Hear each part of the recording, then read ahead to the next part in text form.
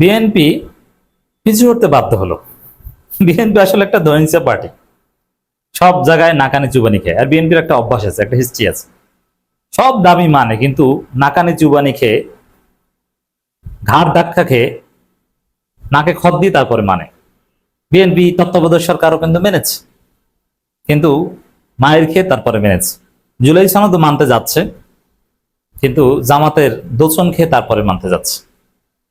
আপনি যে কোনো বিষয় দেন, হিস্ট্রি দেখেন, সবই মানে কিন্তু তার আগে একদম ধোলাই খায়, মানতে চায় না কিন্তু পরে মানতে বাধ্য হয়। এই 3 মাসে বিএনপি সরকার ক্ষমতা আসে, অনেকগুলো উল্টোপাল্টা কাজ করেছে, জনগণের প্রতিবাদের ফলে তারা ঠিকই দাবি মেনেছে। এটা বিএনপির অভ্যাস। সোজা রাস্তায় ভালো কিছু করতে পারে না, বাঁকা রাস্তায় করে। ভাত ঠিকই খায়, কিন্তু হাত পিছন থেকে নিয়ে ঘুরিয়ে তারপরে খায়।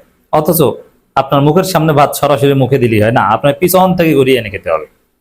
প্যাস, জিলাপির মতো প্যাস বিএনপির মধ্যে। এটা একটা মুনাফিক পার্টি, এদের ইতিহাসই হচ্ছে প্রতারণা করা। কিন্তু এদেরকে, এদের প্রতিষ্ঠাতা জিয়াউর রহমান ছিলেন একজন অসাধারণ ভালো লোক। জিয়াউর রহমানের শাসন, আমি এটা নিয়ে যত স্টাডি করি আমি অবাক হই যে একজন মানুষ কতটা ভালো মানুষ ছিল, কতটা যোগ্য ছিল। বাংলাদেশের স্বাধীনতা সার্বভৌমত্বের জন্য তার যে কতটা ত্যাগ এবং তার যে কতটা দূরদর্শিতা ছিল। আজকে এই আধুনিক বাংলাদেশ যা দেখেন সবকিছু জিয়াউর রহমানের অবদান। এই যে বাংলাদেশ মোটামুটি স্বাধীন, বাংলাদেশ থাকতো ইন্ডিয়ার কলোনি, হাসিনা এই অবস্থা করে দিয়েছিল। জিয়াউর রহমান বাংলাদেশকে স্বাধীন করেছে। 71-এর পর বাংলাদেশ এক প্রকার পাকিস্তানের পরাধীন ছিল, বাংলাদেশকে স্বাধীন করেছে জিয়াউর রহমান। আপনি জানেন না, বাংলাদেশের সেনাবাহিনী নাই করে দিতে চেয়েছিল রক্ষী বাহিনী করার মাধ্যমে, মুজিব বাহিনী, রক্ষী বাহিনী। বাংলাদেশের কোনো সেনা গোয়েন্দা সংস্থা ছিল না, সেখানে জিয়াউর রহমান ডিজিএফআই করেছে, এটা আলাদা আলোচনা। আর অনেক কিছু করেছে।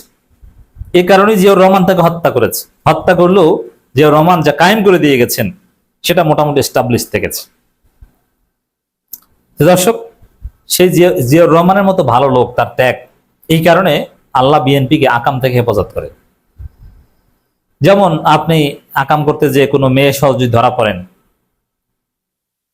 এটা খুবই লজ্জার, কিন্তু আকাম করতে যাওয়ার আগে, আকামের পরিকল্পনার সময় যদি ধরা পড়েন, মা বাবা বা স্ত্রীর হাতে যদি ধরা পড়েন, তাহলে তো আপনি বেঁচে গেলেন। যে পরিকল্পনার মধ্যে ধরা পড়লেন, অ্যাটলিস্ট আপনি তো সরাসরি এক রুমের মধ্যে পায়নি। বিএনপির অবস্থা হচ্ছে এরকম, যে বিএনপি পরকীয়া করতে যায় এবং রুম ডেট করতে যায়, কিন্তু রুম ডেট করতে যাওয়ার পরিকল্পনার সময়ই আত্মীয় স্বজনের কাছে কিংবা স্ত্রীর কাছে ধরা পড়ে, মূল পাপটা থেকে বেঁচে যায়। এটা হচ্ছে বিএনপির ভাগ্য। আল্লাহ হয়তো তাদেরকে হেফাজত করেন ওই জিয়াউর রহমানের ওসিলায়। তো বিএনপি সব জায়গা থেকে জনগণের দোচন খেয়ে পিছু হটে। যেমন এই যে বিশ্ববিদ্যালয়গুলোতে এক জায়গায় বিএনপির কোনো পরিকল্পনা সফল হয় না, সব জায়গায় ডুয়েটে ধরা খাচ্ছে।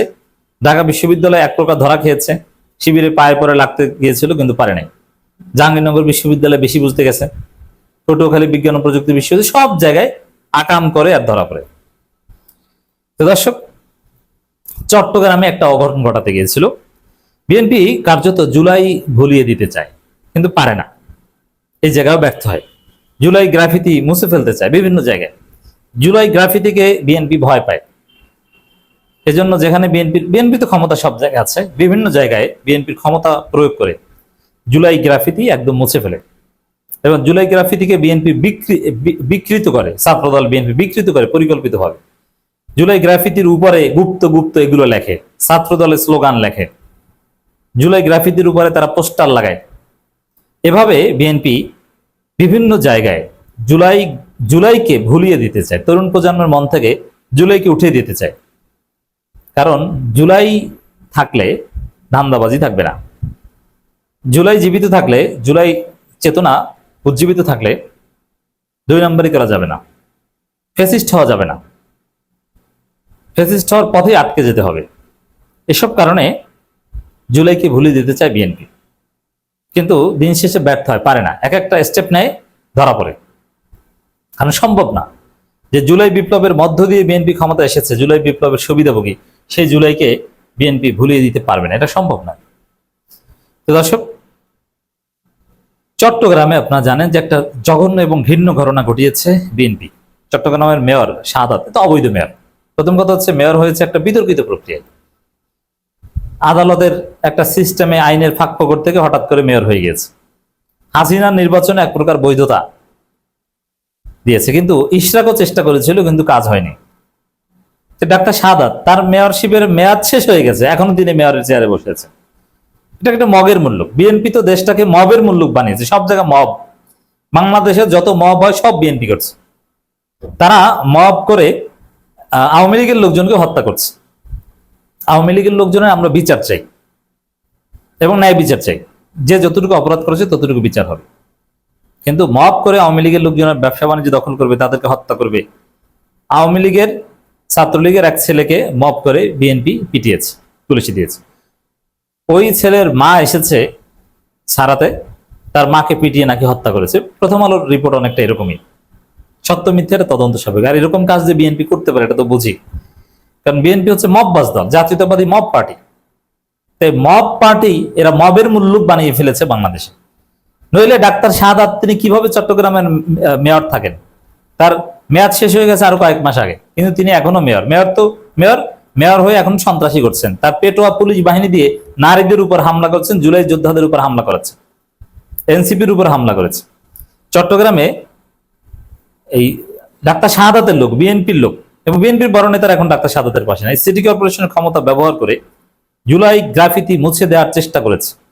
এনসিপির লোকজন প্রতিহত করেছে, জামাতের লোকজনও বিভিন্নভাবে এনসিপিকে সাপোর্ট দিয়েছে। আর জামাত তো জুলাই গ্রাফিতির পক্ষে হলো, সে এনসিপির লোকদের উপর হামলা করেছে, পুলিশ হামলা করেছে,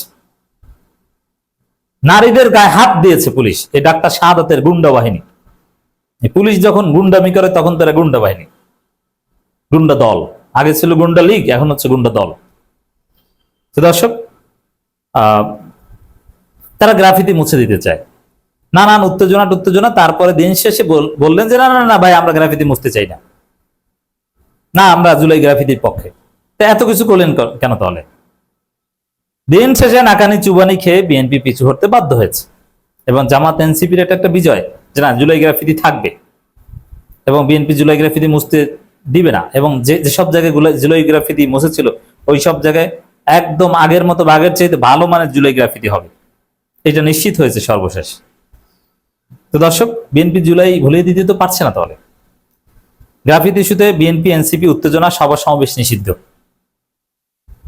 তো দর্শক, ডাক্তার শাহাদাত চসিকের অবৈধ মেয়র, তিনি বলছেন জুলাই গ্রাফিতি অপসারণের নির্দেশ সিটি কর্পোরেশন দেয়নি।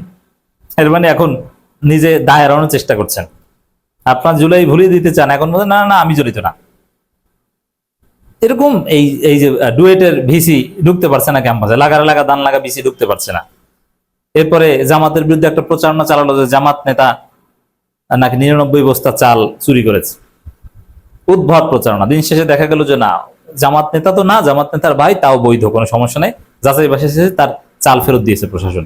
মাঝখানে তাও প্রচারণা চালিয়েছে। তো দর্শক, বিএনপি জুলাই ভুলে দেওয়ার চেষ্টা করেও পারছে না। দিন শেষে সরি বলে পিছু হতে হচ্ছে। জামাত এনসিপি জনতা রুখে দিচ্ছে।